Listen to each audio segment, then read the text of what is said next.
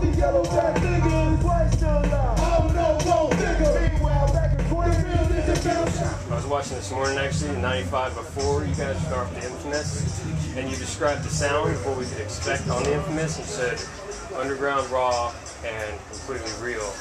So I wanted to ask you about, you know, all these years later, what's the sound going to be like for the new project? We trying to keep the same format, you know what I mean? You know, just like keep it all deep. We ain't trying to sound like anybody else. We just trying to keep our foundation and how we rock. Well, how does it feel being out there now? You're going to perform the Infamous to people like Jeff and myself who were 8 and 9 when it dropped. So knowing you got a crowd out there, people are like, you know, this is a relic to us, and you also got the people out there that were around when it came out. Oh man, it feels good, man, to be blessed with, you know, like a body of work like the Infamous. Is able to have so much longevity, man. It's like that because, you know, the lyrics and, you know, everything, the production, it was just also, you know, from the soul. It was like soul music. You know what I mean? That's how we look at our style of music.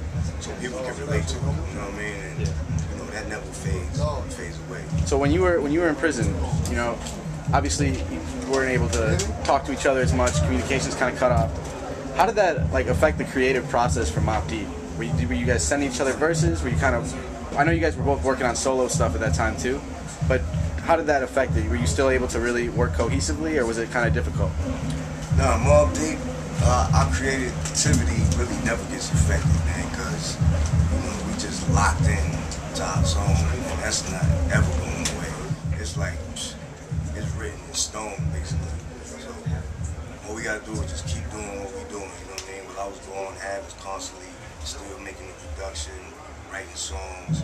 I was in there, he was sending me beats, you know what I mean? I was writing songs, so it really was, nothing was really different except we were together, being able to have conversations like we wanted to. What's it like now? You got everything that you guys had before being back together after such a long spell, and everything's back on the full train. How does it feel? It's great. It's incredible, you know what I mean? Yeah. To be out of that little situation that I was in and just get back to working. You know, I can't beat that feeling right there. That's the best feeling in the world. I kept my production going and stuff like that. But naturally, it's difficult, you know what I'm saying, having my partner from as a kid, you know, going away, you know what I'm saying? So it definitely wasn't the same. We had to manage, you know what I mean? And he home, and now it's like business as usual.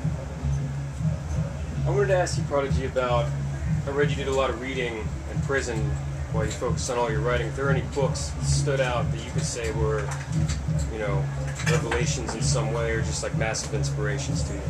I read Malcolm Gladwell's books,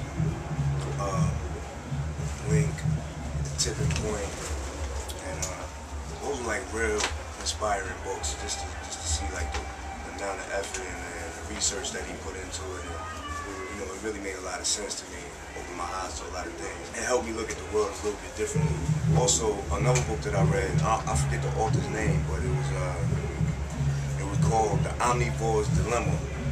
And it's a book about the food industry, you know what I mean? And it takes you from the farming to where the food is grown and all the way to your dinner plate, you know what I mean? And it just shows you like the whole process, manufacturing, and just everything that goes into making a lot of these foods. And it's a real important book for these days and time, I think, because it shows you, you know what I mean, what's really good to put into your body and what's not. As you see some of these new rappers, are there anyone that comes to mind who you're like, feel like you're on the same wavelength with? You gotta put a lot of work to be in the same wavelength as Mobb Deep, you know what I mean, as far as like our longevity and the music that we really changed the world with. Like, our music changed the world, but I definitely like a lot of the new artists out there. You know, it's some unique things happening out there, and you know, people are being unique. That's my whole thing, is bringing something to the table, being unique, just not being a copycat version of everything else. Well, I know you're interested a lot in the Illuminati. There's a book I pulled off my shelf. It's Cults and Conspiracies, Secret Societies, everything in there you could want to find out about that kind of stuff. Figured you might find it interesting, so pass it along. Thank you.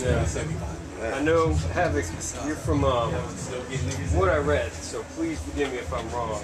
You're from Igbo descent, and I don't know if you read Chinua Achebe's Things Fall Apart, but he's the same, and it's about that era with British colonialism coming in. So it tells the whole story is that before everything got going. So Thank you, man. I appreciate you guys it. might find it interesting. But enjoy yourself, man. Tell me all that, be that shit boy, hey yo, fuck that. It ain't a good time, now fuck that.